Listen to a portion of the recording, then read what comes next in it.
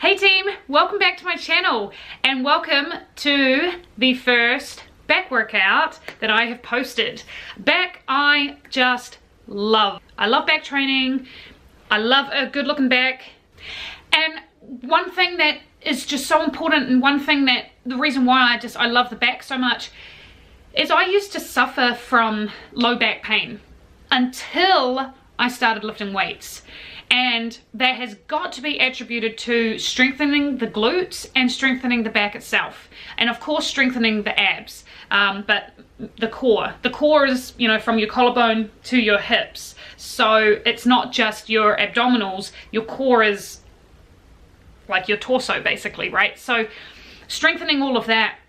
And then when I stopped getting back pain, I was just like, wow, no doctors, no nothing. That was all me. That was all me in the gym, lifting weights, being strong, feeling empowered. And that was it. So with the back, we've got our lats, the things under our arms. And then we've got traps that start in the base of our neck and run halfway down our back. Our traps are massive. They're not just these things, you know, that are used for shrugging. They go all the way down our back. We've got, you know, lower, mid, upper traps. So they all function in different ways. Then we've got the little ones like the teres major, teres minor, supraspinatus, infraspinatus, the rhomboids. There's a lot of muscles in the back. And you can't just do seated rows and expect to hit them all. You can't just do lat pull downs and expect to hit it all, or pull-ups. So what I do in my back workouts to make sure I'm hitting all of the fibers and all of the muscles is vertical pulls and horizontal pulls. And then external rotation, okay? So the external rotator cuff muscles are by our shoulder blade, okay, in the back here, by our shoulder blade, just in the top, all in here. So they externally rotate the shoulder. Now, if we don't work our shoulders in external rotation, how are we going to strengthen those muscles? That leads to external rotator cuff injuries and so on and so forth. So there is I haven't got a name for the exercise that is my favorite for hitting the external rotator cuff muscles. So I just call it external rotator cuff. I probably should find out what the actual name is. If there is a name, I saw again Athlean X. I have mentioned them before, and I will link Athlean X. Go follow their channel. Jeff Cavalier, he's amazing, great, science-based, love it. So I got that that move from him, and I can't remember whether he called it something specific or not. It doesn't matter, names don't matter. I've added the external rotator cuff to get those, making sure we get those, and we have vertical pulls to get the muscle fibers that run vertically north to south. Okay, so like under here, yeah, and then we also have horizontal pulls that are going to get the muscle fibers that run east to west. And of course they're not all north, south, east and west either. They're multi-directional, okay, all over the back depending on what you're working. So we also have a rotation, so working in the transverse plane, and that is our one-arm dumbbell rows. And another reason why one-arm dumbbell rows should always be in your back workouts is because we also want to work the back unilaterally, meaning one arm at a time. Because again, so often we have stronger sides of our body, particularly our biceps. You think about the last time you went to the supermarket. What hand did you carry all of the bags in? Or the heavier things? Probably your dominant side. I'm right-handed, right is my dominant side. So if we're doing lat pull downs and it's starting to get really, really hard, what are the chances, or what do you think is going to happen? We're probably going to start pulling a little extra with our dominant side. So unilateral, do not forget to do one arm stuff. You can do a one arm lat pull down. You just need to bring it in the middle and pull it down. Fantastic. Fantastic for getting the teres major or upper lat, all of those fibers in there. And I've talked about working in the different planes of motion: sagittal, frontal, transverse. Okay, those are where all of our muscle fibers, the direction of our muscle fibers go, is sagittal, front to back, frontal is left to right, and then transverse is rotation. Okay, so think about a one arm dumbbell row. We're rotating, okay? We're rotating in the torso. So that's going to get all of those extra fibers. But also the one arm dumbbell row is just fantastic for the obliques, okay? The sides of our waist, because of that transverse plane movement. And then let's talk a little bit about grip. Okay, so we've got, there's neutral grip, okay? And then we can supinate and pronate, all right? So then also we've got narrow, and then we've got wide. So everything is going to hit something slightly different. And I've talked about the rear delts being hit and how they're hit when we're more in that 90-degree area. So if you look here, okay, see that there? That's the rear delt popping out. Now watch when I close it up.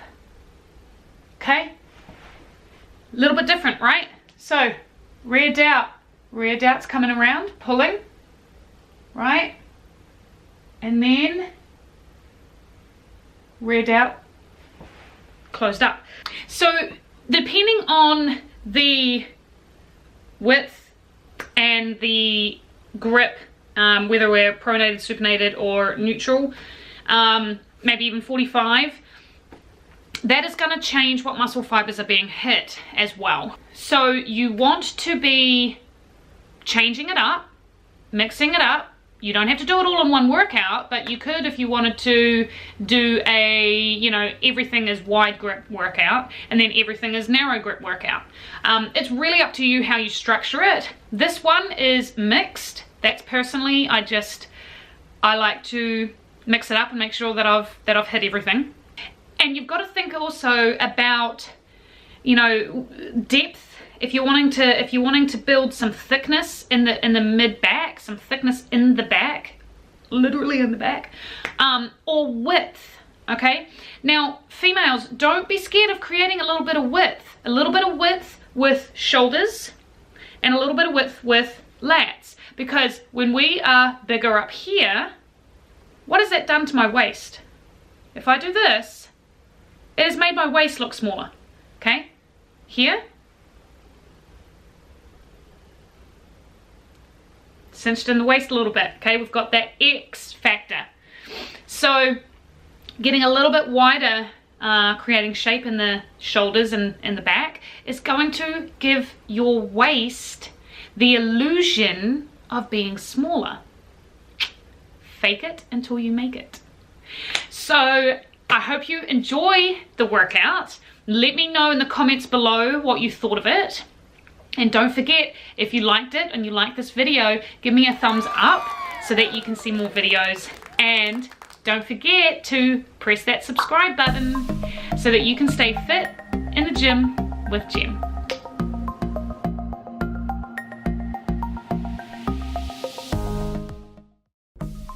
Alright, so this is the beginning of the workout, and I like to warm up with the straight arm lat pull in the beginning because I get a really good burn under the arms in the lats, the teres major, with this particular exercise. And it does take a little bit to practice to make sure that you're actually feeling it in those upper lats and not the triceps, because it does look very similar to the tricep push down. However, we don't want to flex and extend our elbows. The only move here, or the only joint that's moving, is our shoulder joint, and we really want to just focus on that burn underneath the arms.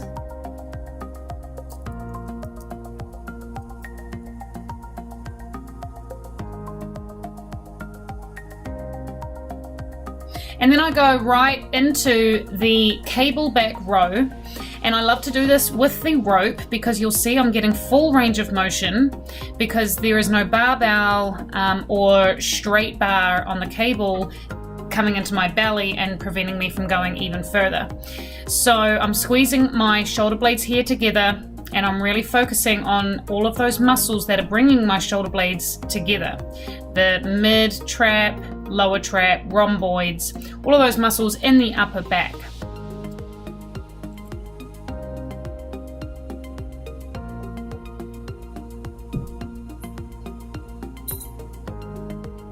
And then we go into my favorite, the one-arm dumbbell row. And I like to have a one-arm dumbbell row in pretty much every back workout that I do.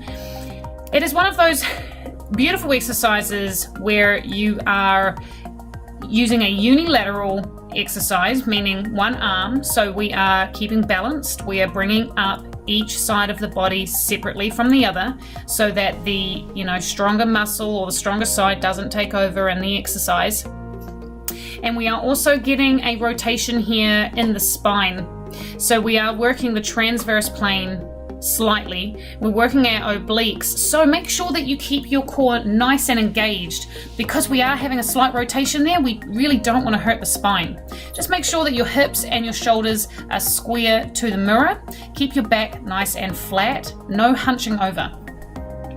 And then this is the external rotator cuff muscle exercise that I told you about in the intro from Athlean X. Now, if we don't strengthen the rotator cuff muscles, then we are more likely going to get an injury in those muscles. So we can't forget to do an external rotation of the shoulder exercise. And then I go into the machine lat pull down. This is a vertical pull now. And I want to aim my elbows just slightly behind my body, not coming into my ribs, but slightly behind. And I want to control the weight even on the way up. I'm just not letting it go. And mind to muscle connection into those upper lats, the teres major.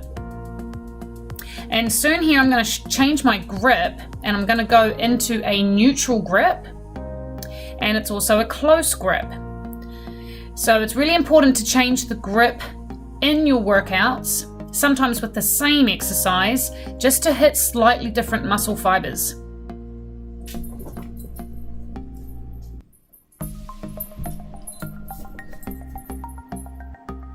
And then I go into a horizontal pull, and I have supersetted this with the vertical pull. And so now I'm still working the lats, the upper lats slightly, just in a different plane of motion. But now I'm more on the muscles in between the shoulder blades. And again, controlling the weight on the release part, the negative or the eccentric portion. And then I go into another horizontal pull, which I'm going to superset with a vertical pull. And now I'm pulling the cable apparatus into my belly. So I'm actually pulling it slightly lower than the machine that I was on previous to this.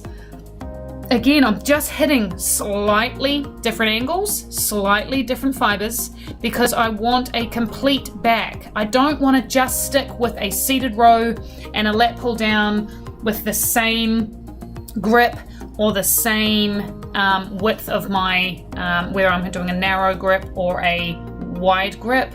So I do want to change it all up. And then here is the vertical pull. I get a much better burn in the upper lats when I do an underhand grip. And again, slowly focusing on that negative portion, down and slowly up and contracting on the way up. And because biceps are used when we pull something, so this whole workout, my biceps have been switched on, have been working out, and now I'm just going to isolate them. Just because they're worn out, I'm going to just give them a nice little go at the end of the workout to make sure that they're burnt out as well. And now I'm actually really focusing on that eccentric portion, the negative. So we contract for 1 and then 1, 2, 3, 4, 5. 1, you know, and then what I'm doing here is I'm contracting whilst I'm letting my muscle lengthen. It just rips them up. It's fantastic.